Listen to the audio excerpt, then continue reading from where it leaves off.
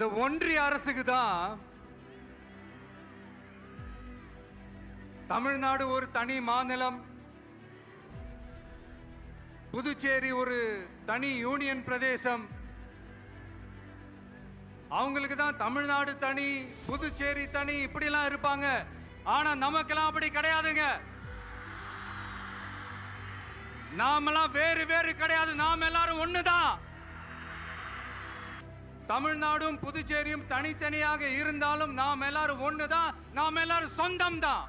வேற வேற வீட்டுல, வேற வேற ஊர்ல, வேற நாட்டுல, வேற ஸ்டேட்ல இருக்கிறதுனால நாம் எல்லாரும் சொந்தங்கள் இல்லைன்னு ஆயிட முடியுமா? அது எப்படி முடியும்?